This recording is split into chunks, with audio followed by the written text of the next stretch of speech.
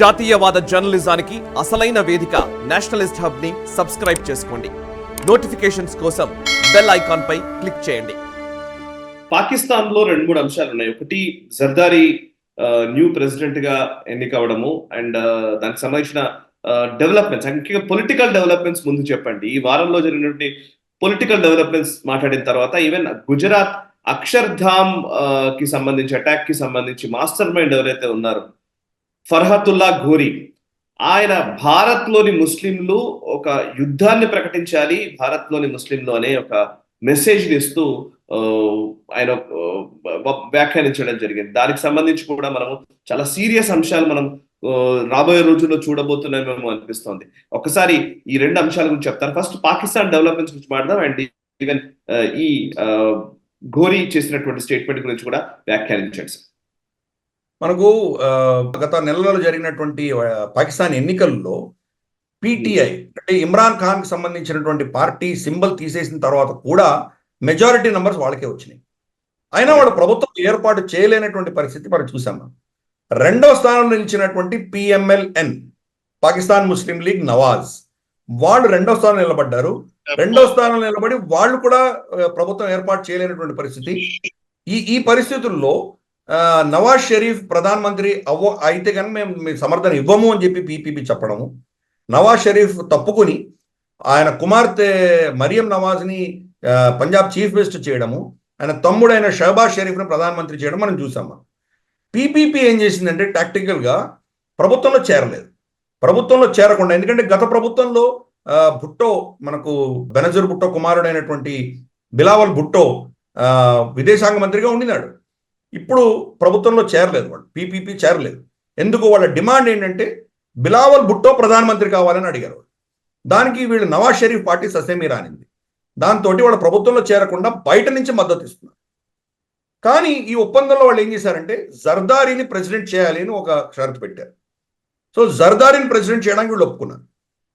ఇప్పుడు పరిస్థితి ఎలా ఉందంటే 3వ స్థానంలో ఉన్నటువంటి పాకిస్తాన్ పీపుల్స్ పార్టీ ఈ 3 పార్టీలలో కూడాను శక్తివంతమైన పార్టీగా ఎదిగింది. ఎందుకు? ఈరోజు ప్రభుత్వం ఏదైతే ఉందో అది తీసుకునే నిర్ణయాలు, ఐఎంఎఫ్ ముందర వీళ్ళు మోకరిల్లి వీళ్ళు ఏవేవి నిర్ణయాలు తీసుకొని వాళ్ళ ప్రజల మీద భారం మోపబోతున్నారో దాని అన్నిటికీ బాధ్యత నవాజ్ షరీఫ్ పార్టీయే భరిస్తుంది, కానీ పాకిస్తాన్ పీపుల్స్ పార్టీకి దాని యొక్క పాపం అంటదు. రెండవది, అక్కడ ఏ ప్రభుత్వం కూడా 5 ఏళ్ళు ఉన్నటువంటి దాఖలాలు లేవు. బహుశా 1-2 సంవత్సరాలు ఈ ప్రభుత్వం కూడా పోయేటువంటి సూచనలే మనకు ఎక్కువగా ఉన్నాయి. కోalition చాలా వీక్గా ఉన్నది కోalition. ఇటువంటి పరిస్థితులలో నిర్ణయం తీసుకునేటువంటి శక్తి ఉన్నటువంటి వ్యక్తి ఎవరు? ప్రెసిడెంట్ 5 సంవత్సరాలు ఉంటారు. ప్రెసిడెంట్ని ఇంపీచ్ చేయడం అనేది ఇంపాసిబుల్. 3/4 మెజారిటీ కావాలి, చాలా ఇబ్బందులు ఉన్నాయి. బట్ అదే అయ్యేటువంటి పరిస్థితి కాదు. మొన్న కూడా చూసాం మనం, షహబాజ్ షరీఫ్ పార్టీ ఎలక్షన్ కంటే ముందర వాళ్ళ ప్రభుత్వం ఉన్నప్పుడు కూడా రషీద్ అల్వి పీటీఐకి సంబంధించినటువంటి ప్రెసిడెంట్ని ఎవరు తీయలేకపోయారు. అతను వీళ్ళు వ్యతిరేకంగా శల్యసారథ్యం చేస్తున్నా ఎవరు ఏమి చేయలేనటువంటి పరిస్థితి. కాబట్టి ఒక శక్తివంతమైన పోస్ట్ని పీపుల్స్ పార్టీ చేజెక్కించుకుంది. ప్రభుత్వంలో చేరకుండా ప్రభుత్వం తీసుకోబోయేటువంటి కఠినమైన నిర్ణయాలన్నిటికీ కూడాను దూరంగా ఉంటూ వాళ్ళ మట్టి అంటకుండా వాళ్ళు తప్పించుకున్నారు. సో ఇది అక్కడ ఉన్నటువంటి పొలిటికల్ సిచ్యుయేషన్. అక్కడ 3 పార్టీలు ఇటువంటి పరిస్థితి. నవాజ్ షరీఫ్ పార్టీ, నవాజ్ షరీఫ్ బహుశా అతని కెరీర్ అయిపోయిందని అనుకోవచ్చు మనము, చెప్పలేని తర్వాత ఎటువంటి పరిస్థితులు వస్తాయో. అతన్ని సైడ్ లైన్ చేసి షహబాజ్ షరీఫ్ని పెట్టేసరికి షహబాజ్ షరీఫ్ ఏ నిర్ణయం తీసుకోవాలని నవాజ్ షరీఫ్ సలహా మేరకే అతను చేస్తాడు. ఇప్పుడు ఐఎంఎఫ్ ఆ దేశంలో ఉన్నది, ఇస్లామాబాద్లో చర్చలు జరుగుతున్నాయి, ఐఎంఎఫ్ టీం వచ్చింది అక్కడికి. వీళ్ళు ఉండగా ప్రభుత్వం ఏం చేసిందంటే వాళ్ళ అఫీషియల్ వెబ్సైట్లో ఐఎంఎఫ్ షరతులన్నీ మేము ఒప్పుకొని దాన్ని ఇంప్లిమెంట్ చేశాము, కాబట్టి ఇప్పుడు మాకు నెక్స్ట్ ట్రాంచ్ రాబోతున్నది అని వాళ్ళు ముందస్తుగానే ప్రకటించారు. ఐఎంఎఫ్ అది విన్న తర్వాత చాలా గుర్రుమని వాళ్ళ కోపం వచ్చి ఎందుకు చేశారు ఇటువంటిది మళ్ళీ మీరు రిపీట్ చేయకండి అని వాళ్ళని చాలా ఘాటుగానే వాళ్ళకి చివాట్లు పెట్టినట్టు మనకు తెలుస్తుంది. ఔరంగజేబ్ అన్నటువంటి వ్యక్తిని వాళ్ళ బ్యాంక్ హబీబ్ బ్యాంక్ అని చెప్పేసి పాకిస్తాన్లో చాలా పెద్ద ప్రైవేట్ బ్యాంక్ ఏదైతే ఉన్నదో దాని యొక్క చైర్మన్గా ఉన్నటువంటి వ్యక్తిని ఇప్పుడు ఫైనాన్స్ మినిస్టర్గా తీసుకొచ్చారు.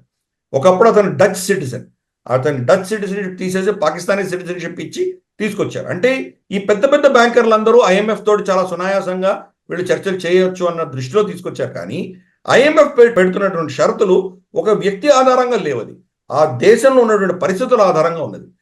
రమారమి ఒక 25-30% వాళ్ళ బడ్జెట్ అంతా కూడా ఆర్మీ తినేస్తోంది. నిజంగా ఆ దేశంలో తట్టుకోలేనటువంటి పరిస్థితి. అది అక్కడ చేంజెస్ రానంత వరకు ఎవరేం చేయలేరు. ఇదిలా ఉండగా పీటీఐ వర్కర్స్ ఏం చేస్తున్నారంటే ఇస్లామాబాద్లోను తర్వాత అమెరికాలోను IMF ఆఫీసర్స్ ముందర ధర్నాలు చేస్తున్నారు. మీరు ఆ పాకిస్తాన్కి అప్పులు ఇవ్వదలుచుకుంటే ముందర ఎలక్షన్లో జరిగినటువంటి ఫ్రాడ్ ని ముందు ఇన్వెస్టిగేట్ చేయండి, ఆడిట్ చేయండి, తర్వాత ఇవ్వండి అని వాళ్ళు డిమాండ్ చేస్తున్నారు. అంటే దేశం కొట్టుపోయినా పర్వాలేదు కానీ ముందర ఇమ్రాన్ ఖాన్ ప్రధాని అయితే మాకు అది ఇంపార్టెంట్ అని చెప్పి వాళ్ళ ధోరణి అలా ఉంది. సో ఇటువంటి దేశానికి నిష్ఠురత ఎక్కడ ఉంది నాకు అర్థం కాదు. సో ఇది అక్కడ జరుగుతున్నటువంటి పరిణామాలు, కీలకమైన పరిణామాలు.